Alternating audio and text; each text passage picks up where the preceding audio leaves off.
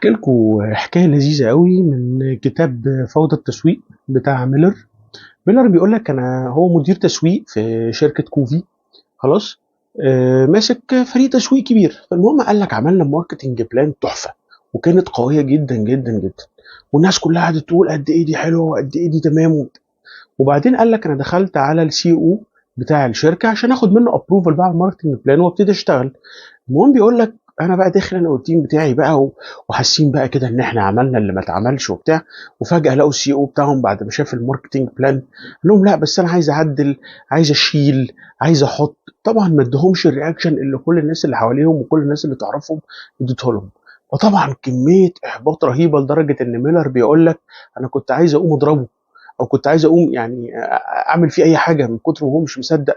وسهرانين وبقالنا اسبوعين شغالين ومفحوطين وعملنا اللي ما اتعملش. المهم ميلر بيقول لك انا خرجت من الاجتماع احباط السنين، الفريق كله محبط والناس كلها مش مبسوطه.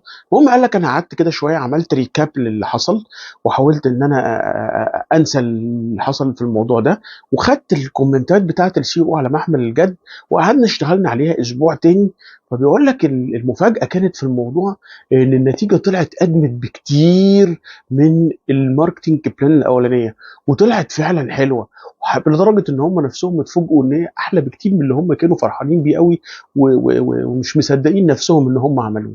فبقول لك الخلاصه من القصه دي ان حضرتك ما تعليش الاستيميت قوي، واسمع للناس واسمع للليدرشيب، لان في حاجات هو بيبقى شايفها انت ما بتبقاش شايفها، والحاجات دي ممكن تاخدك في ليفل اعلى بكتير من اللي انت كنت شايف نفسك ان انت عملت فيه التوب. لو عجبك الفيديو اعمل لايك وشير وعشان الفيديو ينتشر والناس كلها تشوفه وتشوف كل جديد. شكرا.